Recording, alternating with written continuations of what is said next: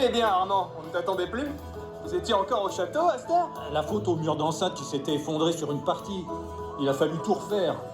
Mais les travaux avancent plutôt bien dans l'ensemble. Même si le nouveau contremaître n'est pas toujours tendre avec les ouvriers du chantier.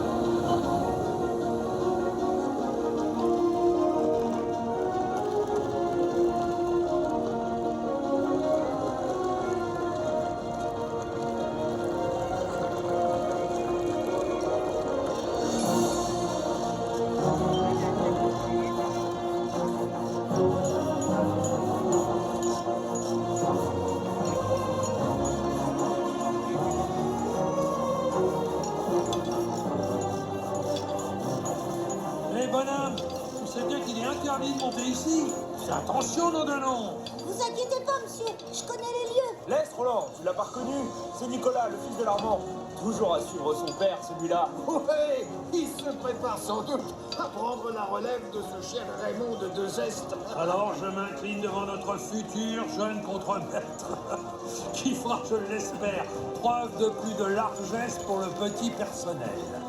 Vous faites quoi, monsieur? Comme tu vois, je taille cette pierre pour qu'elle s'ajuste bien aux autres là-haut. Nicolas, veux-tu redescendre? C'est dangereux, je te l'ai déjà dit. Oui, père, j'arrive. Et dépêche-toi! Le roi est annoncé en compagnie de la reine pour une visite du chantier. Manquerait plus qu'il te surprenne ici.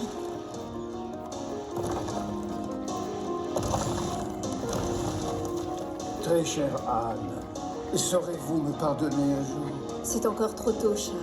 Je ne peux oublier mes temps de solitude où j'aurais eu tant besoin de vous. C'est que l'Italie m'appelait, madame. Votre vie de débauche, vous voulez dire? Quelle humiliation pour une reine de France. Chassez ces mauvaises pensées, voulez-vous, et voyez plutôt notre château, qui chaque jour s'élance davantage face à la Loire, avec sa tour Hurtot, là-bas celle des Minimes, et la chapelle toute à la gloire de Saint-Hubert. L'amour que je vous porte, Anne, est à jamais scellé dans ces pierres. Mais hâtons-nous maintenant, ma tendre amie, car nos convives doivent déjà s'impatienter. Dites plutôt que vous ne voulez pas manquer l'occasion qui vous est donnée de rejouer le spectacle de vos campagnes d'Italie.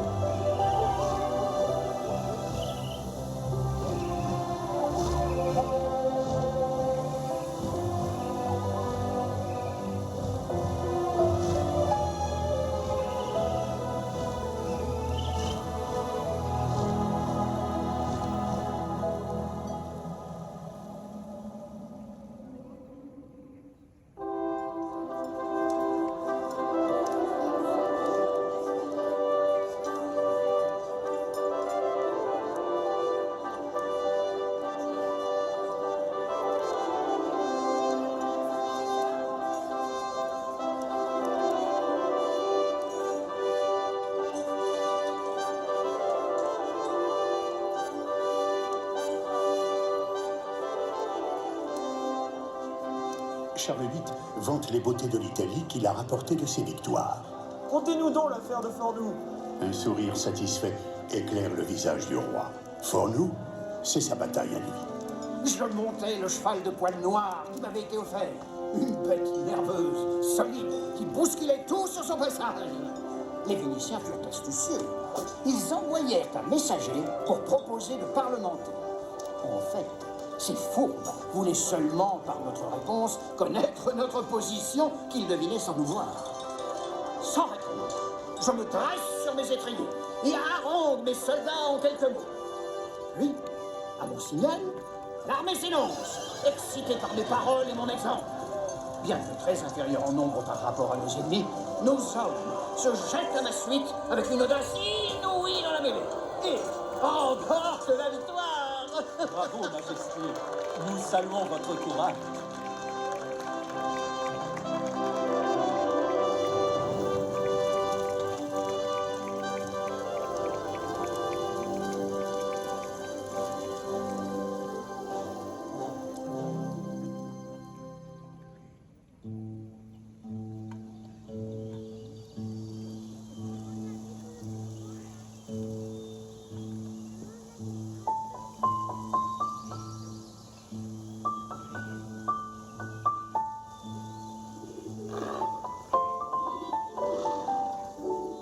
Eh bien, mon garçon, tu serais tout perdu? J'accompagnais mon père sur le chantier Ne et... t'inquiète pas, je n'en dirai rien. Ce sera notre petit secret à tous les deux. Dis-moi, alors, comment t'appelles-tu? Nicolas, monsieur. Et vous? Moi, c'est Don Pacello. Vous n'êtes pas avec les autres au grand banquet du roi? Eh bien non, j'ai encore beaucoup à faire. Le roi m'a demandé d'imaginer de nouveaux jardins pour Ambroise, comme ceux qu'il a vus en Italie. Vous aussi, vous êtes d'Italie? On ne peut décidément rien te cacher. Le roi m'a en quelque sorte ramené avec lui dans ses valises. Dites, vous pourrez m'apprendre. Je vous aiderai. Je suis travailleur, vous savez. Et vous me raconterez votre pays? Mais oui, mais oui. En attendant, va rejoindre ton père. Il doit te chercher partout. Et reviens me voir quand tu monteras au château. Tu sais où me trouver désormais. Oh, merci. Merci mille fois. Au revoir, Don Pacello. À très bientôt.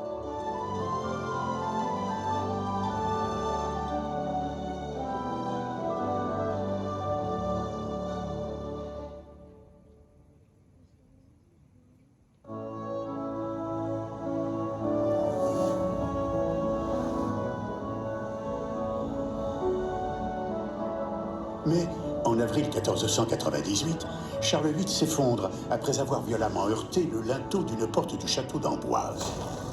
Le choc est rude. Le roi s'éteint sans descendance. Et c'est son cousin Louis d'Orléans, devenu Louis XII, qui lui succède alors sur le trône de France.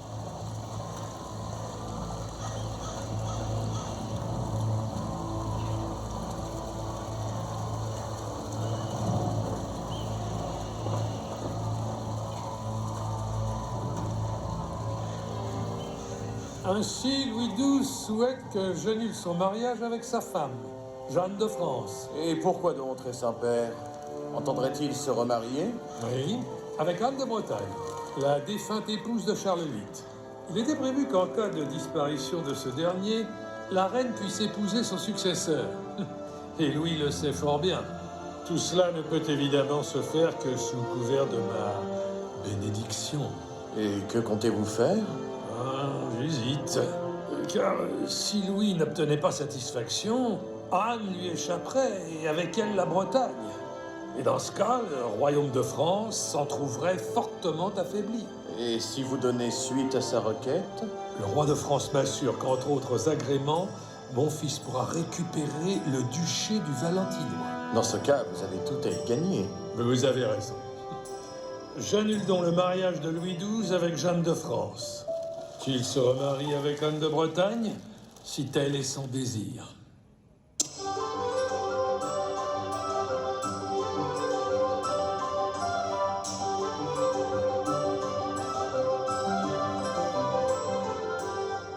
Les épousailles ont lieu le 8 janvier 1499. La duchesse Anne devient ainsi reine de France pour la seconde fois.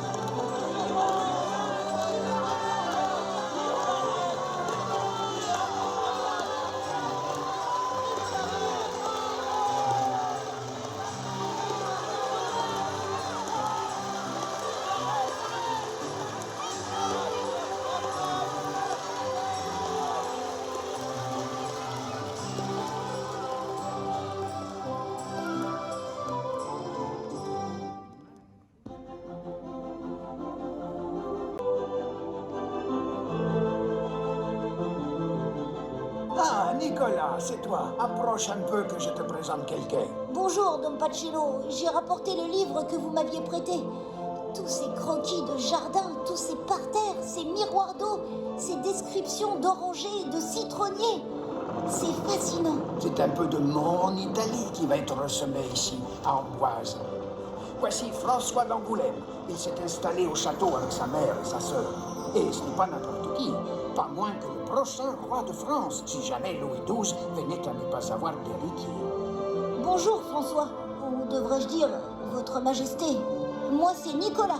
Bonjour Nicolas, mais je ne suis pas encore roi. Il m'étonnerait beaucoup que le vieux Louis XII ait un jour un fils. Alors si, pour moi, vous êtes en ce cas déjà un peu mon roi. Eh bien Nicolas, plus tard, je t'emmènerai avec moi jusqu'en Italie voir tous ces jardins qui te font tant rêver. Promis? Un roi ne saurait manquer à sa parole.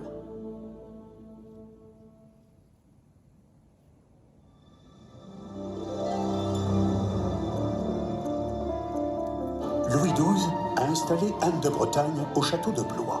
Il faut garder espoir, Anne. Vous me donnerez un fils, j'en suis certain. Et l'avenir du royaume sera enfin assuré. En ce cas, pourquoi succomber à votre tour aux sirènes de l'Italie? Restez auprès de moi, je vous en supplie. Vous n'aurez pas trop à vous languir de moi, Anne. Je serai très vite de retour. Les mirages italiens s'ouvrent à Louis XII. Bientôt, la bataille pour le duché de Milan et la ville de Gênes s'engage. Louis XII est à la tête de ses puissantes armées. On l'acclame en triomphateur.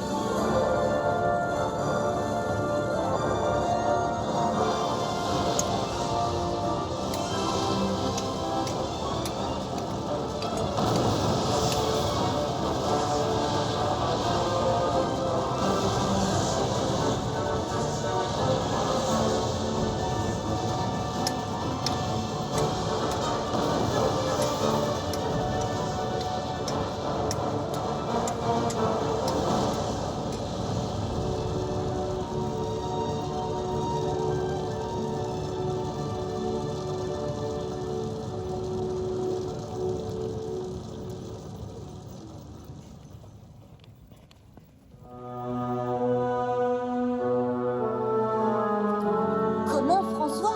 Tu vas déjà être fiancé? Avec Claude de France, la toute jeune fille de Louis XII et Anne de Bretagne? C'est, je crois, une idée de ma mère et du roi. Des calculs politiques qui me dépassent un peu, je te l'avoue. Mais si j'ai bien compris, cela garantirait à la France de garder la Bretagne, donnée en dot à Claude de France pour le jour où j'accéderai au trône. Et c'est encore une hypothèse. C'est bien compliqué tout cela. Tous ces adultes qui tirent les ficelles de ton avenir. As-tu seulement ton mot à dire? Et cette fille, tu la connais vraiment? Il est avant tout question de l'avenir du royaume, non du mien. On apprendra à s'aimer, qui sait.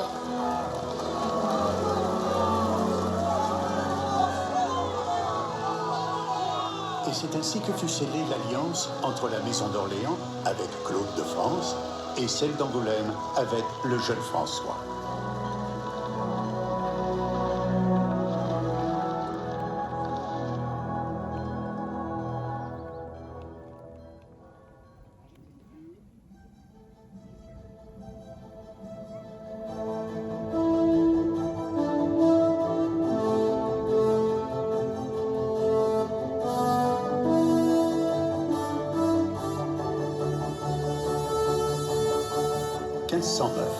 Les Français sont à Agnadel, face à l'armée vénitienne. Les ennemis ne se livrent d'abord qu'à quelques escarmouches.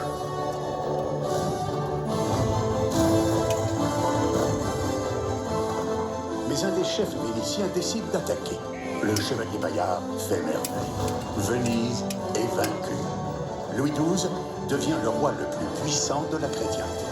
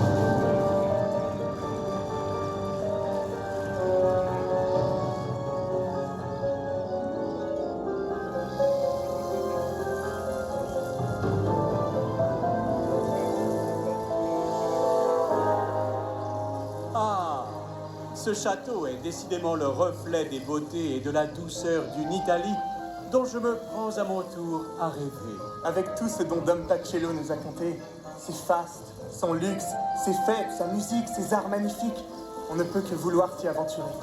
Tu m'emmèneras avec toi, François?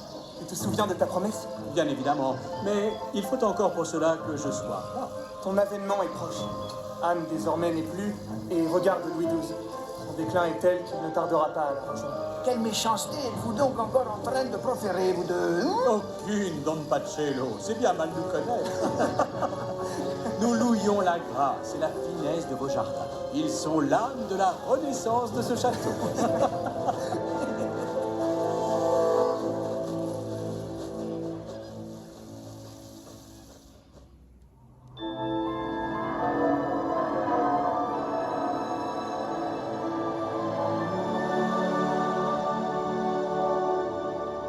Janvier 1515, Louis XII s'éteint sans descendance. François, le premier du nom, lui succède ainsi qu'à toute une lignée de rois. Il a 21 ans.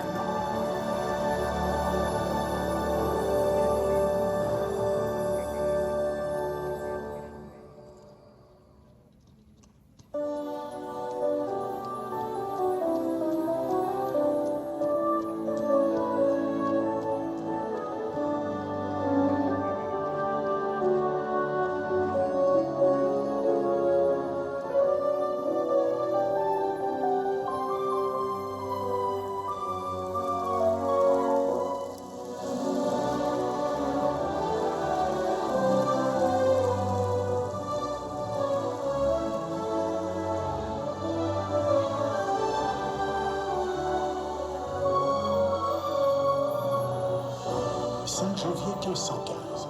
À la cathédrale de Reims, le sacre déroule ses fastes religieuses. François rayonne. Éblouissement, vision de feu.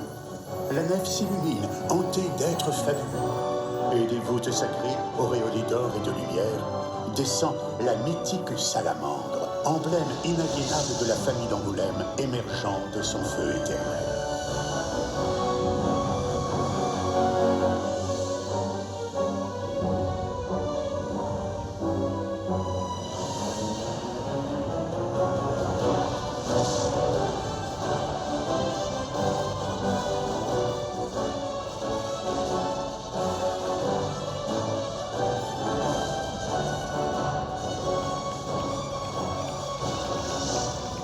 François est roi de France. Et c'est à son tour maintenant de conquérir en Italie ce qui n'a pu l'être. Majestueux, beau et puissant guerrier, il s'en ira de conquête en conquête. Bonheur ineffable.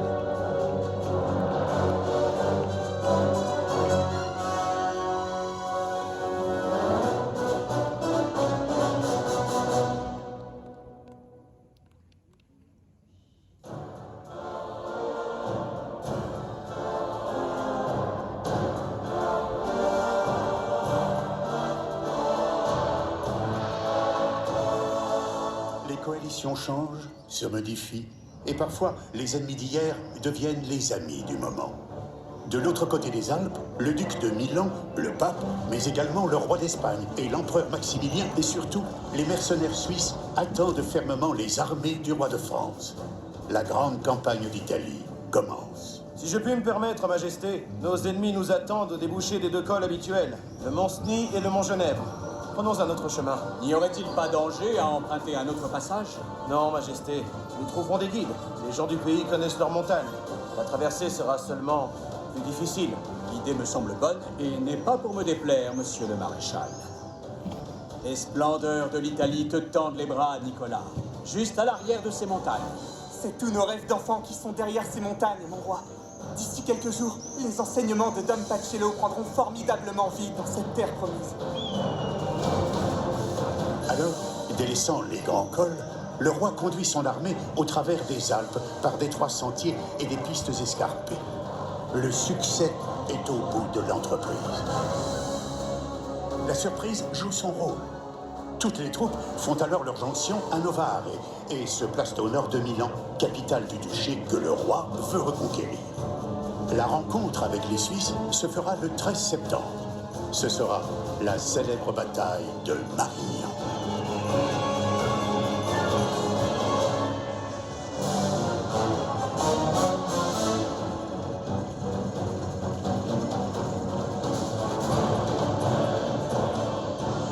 Le roi est à la tête de ses troupes. À ses côtés, tout ce que la France compte de cavalerie. Dès le premier choc, les Suisses enfoncent complètement l'armée des Français. Le corps à corps entre les belligérants se poursuit jusqu'à la nuit. L'issue apparaît incertaine. Qui va l'emporter? Au petit matin du 14 septembre, le combat reprend. Majesté! Voyez comme les canons de Gabio et Grenouillard font merveille! Oui, mais alençons recul. Les petits Suisses sont en train d'enfoncer l'aile gauche. Les Vénitiens tardent encore, nous sommes perdus. Bartolomé d'Alviano ne nous abandonnera pas. Je réponds de lui.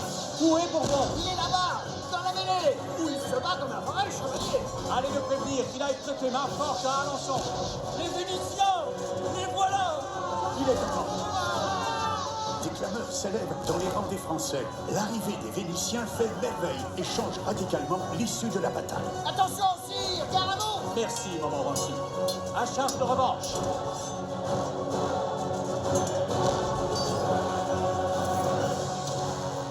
Après des heures de combat acharnés, les Suisses, écrasés et dispersés, battent en retraite en direction de Milan. Les Français peuvent crier victoire.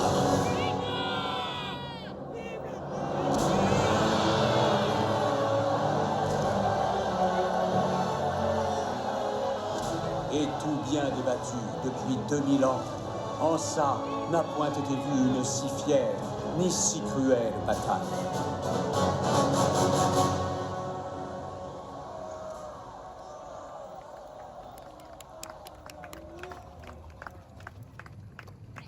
Chenonceau, le Louvre ou encore Fontainebleau.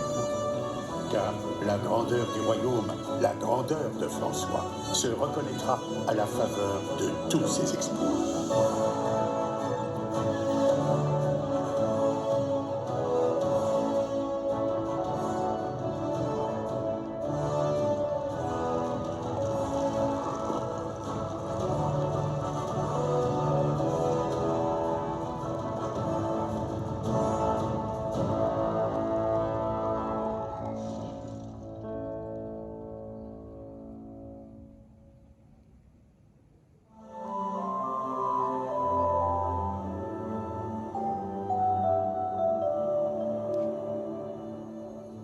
Les étoiles du temps, comme des feux follets, dansent dans l'obscurité.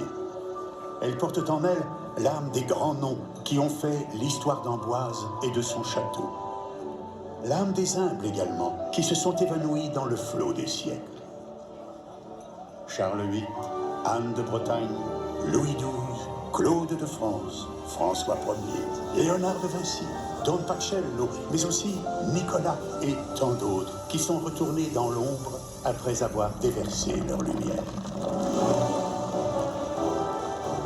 Ce soir, portez votre regard vers le ciel et voyez toutes ces étoiles. Elles se cherchent, s'agrègent et vont aux fenêtres du château ressusciter les fantômes de son passé. Elles murmurent, elles chuchotent de lointains secrets oubliés. Elles vous invitent dans leur sillage, elles vous invitent dans leur rêve de renaissance.